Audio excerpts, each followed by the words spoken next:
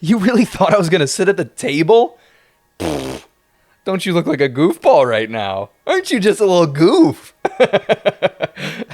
Okay, alright, let's get rid of some board games. I'll see you at the table. Terraforming Mars the card game? Gone. King of Tokyo? Get out of here. Pandemic? More like pan goodbye. I'm gonna get rid of this one too. We're gonna try to sell these, man. Be careful. I will be more careful, and I'll also be more interesting. By the end of this video, my household will be 30 board games lighter. But why? What have these games done to deserve this fate?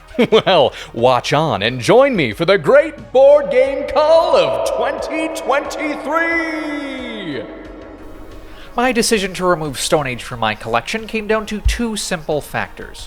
One, it is my least favorite worker placement game that I own. Two, I own multiple other games that achieve the same result in a more enjoyable package for both new and veteran board gamers. Let me think for a moment. Viticulture, Lords of Waterdeep, Architects of the West Kingdom, Manhattan Project, to name a few. In addition,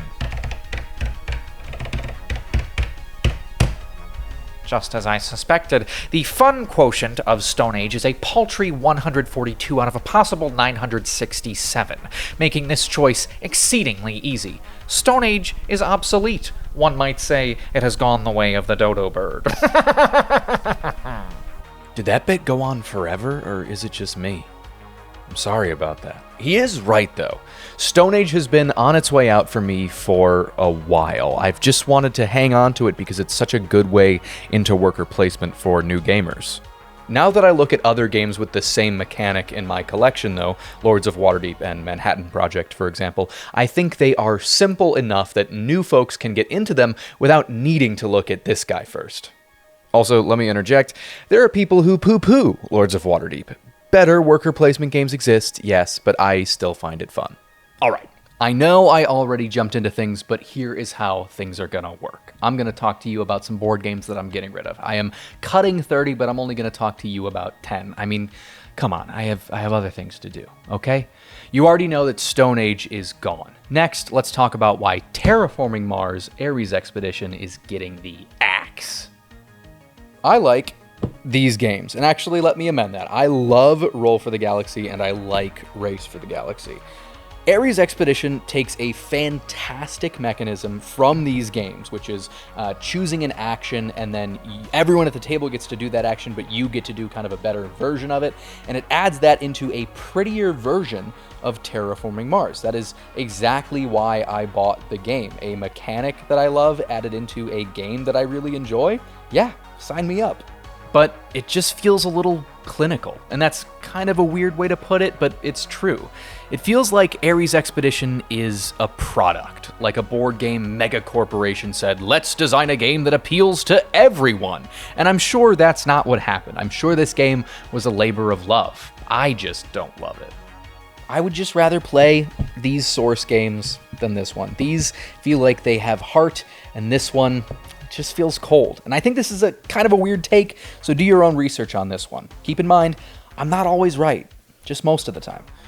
Want something a little less wishy-washy and a little more explosive? Okay, you asked for it. Valeria Card Kingdom sucks. Yeah, man. I've had this game in my collection for a while now, and I just hadn't gotten the chance to play it yet. When I decided to do this cull, I set aside a few games, this one included, as games that I should play to see whether they were okay to stay. Honestly, I fully expected this one to be sticking around, but it is out of here. I tend to really enjoy card games, and this is a card game that sees you battling tons of enemies and growing your punching and resource generating tableau. I mean, it sounds awesome, right? But I am not kidding when I tell you that playing this game, which I played solo, by the way, I actually had the thought, for one of the first times in my adult life, why am I still doing this? It really just felt like going through the motions. You know when you're driving to work and the radio is in between songs and it's quiet and you just can't help but think, again? I'm gonna go do this again? That was every single turn in this game for me. This is incredibly harsh. Again, this is a game that is quite well reviewed. Love and care was clearly put into the artwork and probably into the game as well, but yowza, it just did not work for me and it will not be missed. 3 games down, 7 more to go. Are you still in? Let's get that energy up out there, people. Come on! Okay, people, find your pelvis. I know you've got one, and it's okay to move it, for heaven's sake. This video is weird. I don't know what to tell you. Okay, Formula D, which re-implements Formula Day, which makes me uncertain of how to say it. And that's the main reason I'm getting rid of this game, because it embarrasses me at cocktail parties. No, what a silly thing to say. What a little goose. I am a little teeny small bit sad to get rid of Formula DA because it feels so historical. And for how long ago this game came out, it's quite fun. But is it a better racing game than Flamme Rouge or Heat? I don't think so. Really, what this one comes down to for me is just that I don't feel the urge to play racing games all that often, and when I do, I kind of want them to be a little bit more updated. I want those games that I just mentioned. By the way, I have Flamme Rouge. I want Heat. If you could all ask Heat to stop being sold out everywhere, that'd be great. Thank you. King of Tokyo is fun, but I'm over it. I'm going to miss the little energy cubes, but I think I've gotten what I'm going to get out of this game. It was perfect as one of the first games in my collection, but I don't know, I'm older and wiser now, and I know that it doesn't have a home here anymore. Off to greener pastures.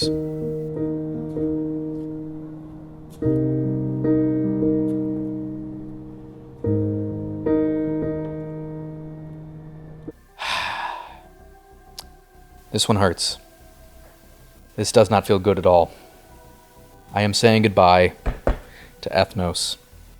Ethnos is, I think, quite an enjoyable game, but boy, is it wrapped in just the boringest package you have ever seen. Once you get past the brownish, grayish tint to everything, though, you are left with a rummy-esque base with some area control and a glut of unique abilities. But it's so gross to look at. Ugh. There are these little neon tokens right up against this desaturated board. And no one that I've ever met in my whole life, and I'm 500 years old, has ever said, "Ooh, what's this game? Can we play?" about Ethnos. Never once, ever. This is a game that you have to take off your shelf and say, "Hey everyone, I know this game looks like puke, but trust me, it's really good. Come on, let's try it." We have so many options now. We are so spoiled now. There are so many games in my collection that non-gamers see and they go, "Oh, interesting. Could we try this one?" And guess what? Those games are good too. So why keep one that inspires no interest whatsoever? This Cull is a matter of shelf space, and Ethnos, it just never comes off the shelf. Smash up. I'm in the box. I don't know why. I'll get out. Are you ready for the boring part of the video? Here we go. Smash Up just isn't really for me. It's a cute idea. You combine 2 disparate factions, zombies and pirates, aliens and dinosaurs, and you make a deck. That's a good idea. I like it a lot, but it's just like, it's like...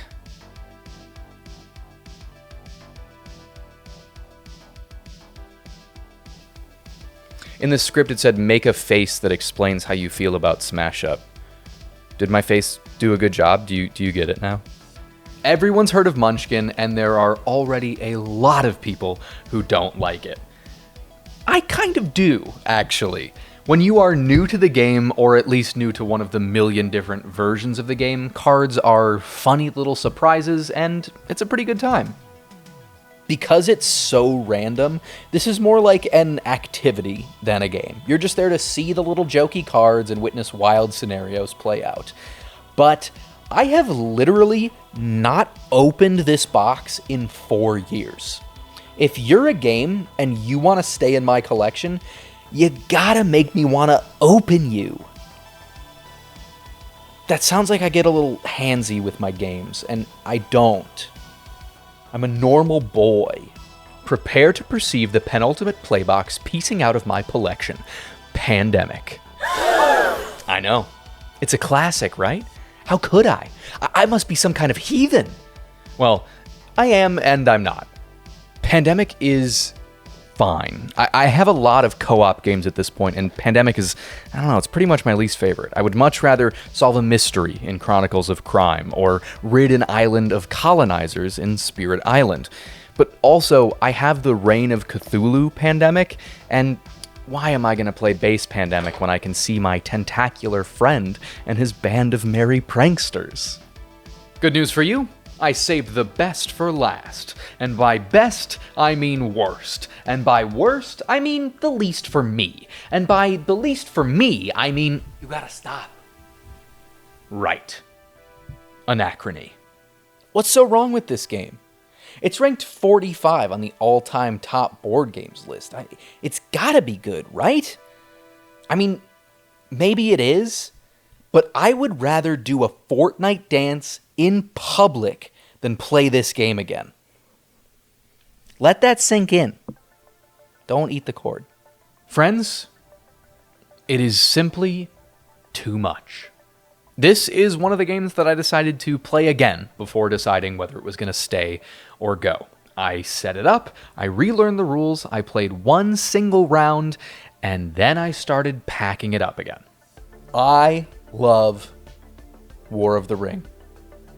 I love playing Spirit Island with the complicated spirits, with all the little expansion tokens and doodads. I freaking love Twilight Imperium.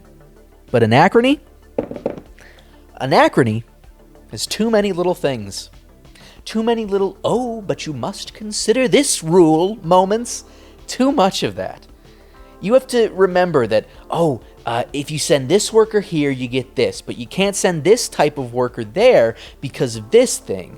And there are multiple different building types that all do different things. It's all unique, and you got to know that titanium and unununium are different resources that have different effects. And the apocalypse is coming. You can't forget that. And everyone needs water because they need to be happy and motivated to go to work. But you could also force them to go to work and they're unhappy. You got to know that. And then you have to remember that you have to pay your future self for what your past self did, or the earth ends. And then you have to remember that the sharks can use their people legs, but the people can't use their shark skills to breathe underwater. Okay, so maybe not all of that is real, but most of it is. And if you love this game, I love that for you. You are more patient, but I just can't do it. And that's not even true. I could do it, but I can't stress to you enough how little I want to. It's exhausting. I'm tired right now, and I'm just talking about it. What's crazy is that list of things, all of those mechanisms, they're kind of just normal board game things, except for the shark stuff. I don't know what that was. A private dream that I have. What? In Anachrony, all of those normal board game mechanisms combined are just too much. And I don't know exactly why it is that way for me, but it is. It is overwhelming, it is tiring, and I don't want to deal with it. Okay? It is also too large. Be a normal-sized box, you nerd. Well, friends, thank you so much for tuning into another Board and Savior classic. I really hope you enjoyed it, and I really hope you have a lot of comments about how wrong my opinions are. Seriously. If you hate that I'm getting rid of these games, please post tons of negative comments, like just hundreds of them. It will definitely actually hurt my feelings and not just help this video perform better on YouTube. Got it? Really lay into me, okay? And now, do you mind if we skip the clever outro for this one? I'm feeling pretty tired.